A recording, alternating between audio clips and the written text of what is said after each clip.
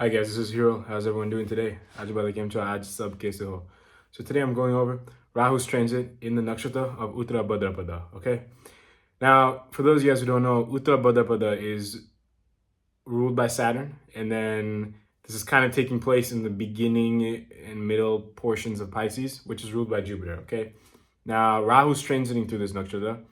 But the other two planets, Jupiter and Saturn, are also kind of slow moving, okay? The whole time here, Saturn's in Aquarius, and Jupiter, I believe, through most or all of it, is in Taurus, right? So you kind of have to take into account those two placements when you're looking at this one, okay?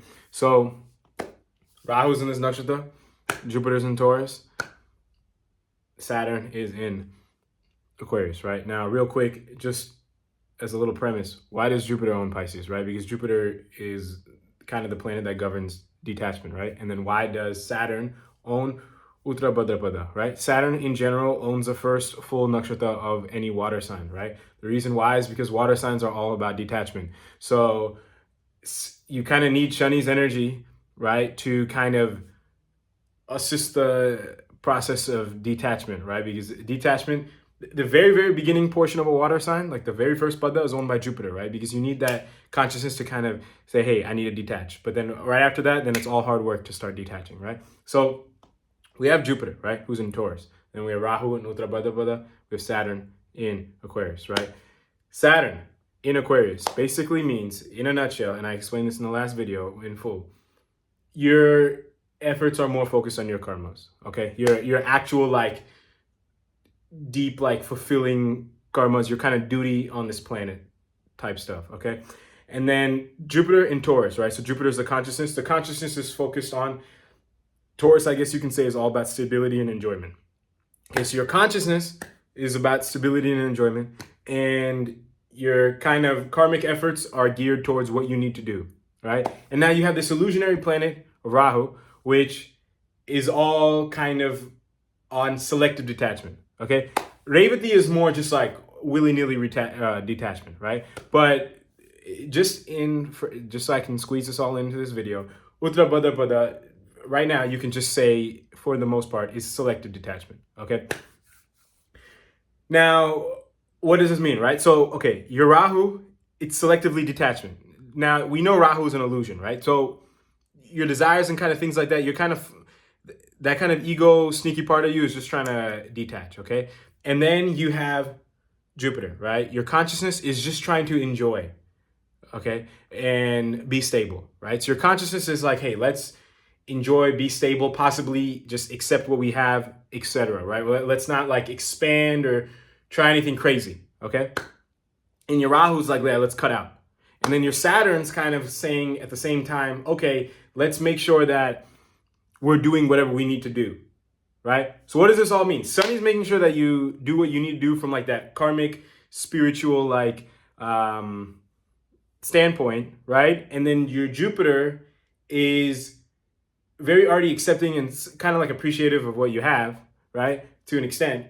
And then now your Rahu is still trying to cut stuff out, right? Because all three of them are having their say in this, okay? So what does that mean, okay?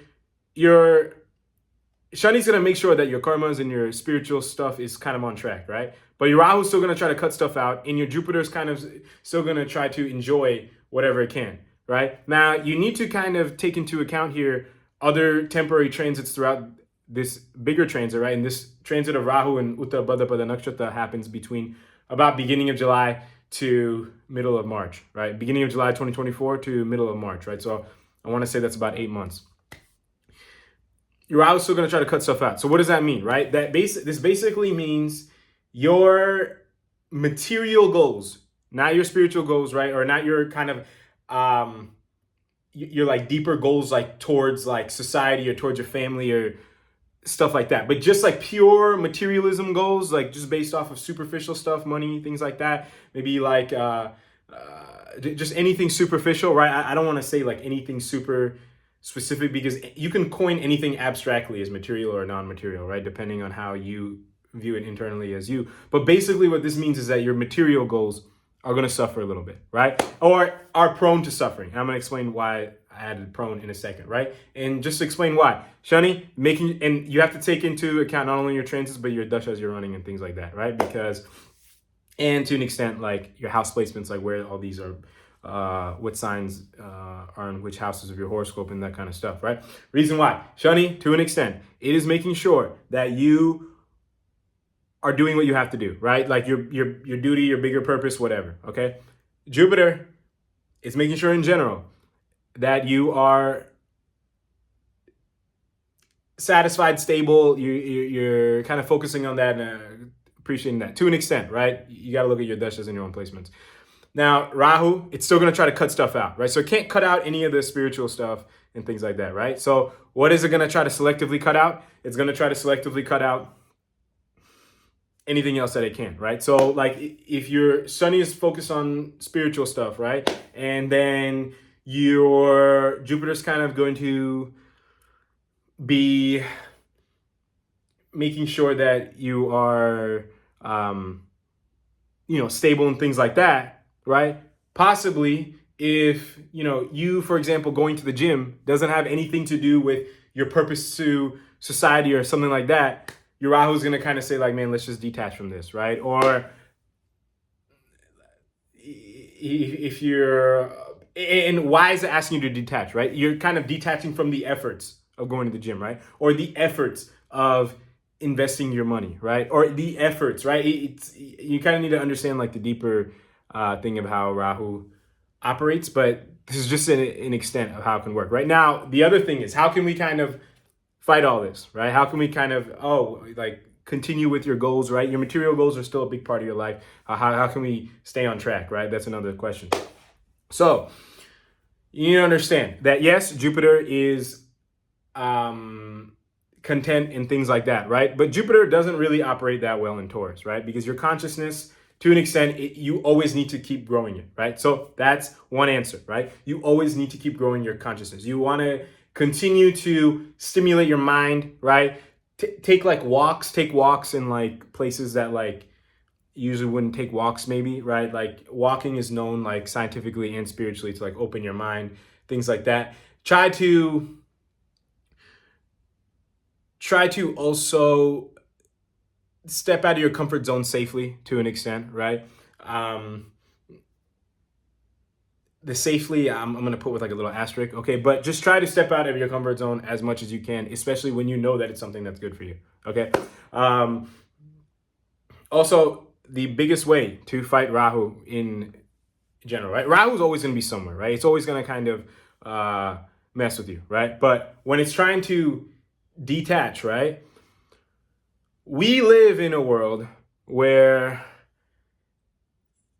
you are already kind of detached from a lot of things, right? Like we all just live in our houses and like, the only thing that you're attached to in your house is probably like your phone and stuff, right? Maybe some of you guys are living with your family and things like that. But the number one way to fight Rahu is with awareness, okay? With awareness, again, the thoughts that you have do not control your actions, okay? Your thoughts are not you.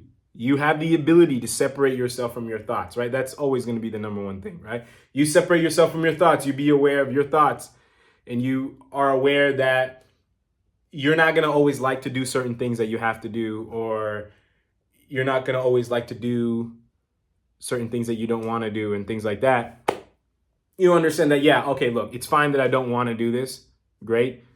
I still need to do this. Or I would like to do this to continue my goals, because one day this transit's going to be over. Okay. And I mean, that's why Rahu moves backwards, right? Because right after like Pisces, it'll go into Aquarius, and it's like, hey, look, we're done with this detachment stuff. Now it's time to, make it, right? Let's time to do what we want, right? But and that's kind of feeds into the explosive nature of Rahu, which is something that I've covered in other videos, and I'll probably cover when this Rahu does go into Aquarius sometime next year, right? But probably about a year from now, okay? But yeah, I think that's it for this video. Okay, this wasn't meant to be too long. Hopefully this helped, okay? If you have any questions or comments, feel free to let me know. And until next time, I'll talk to everyone later. Thank you all very, very much for watching.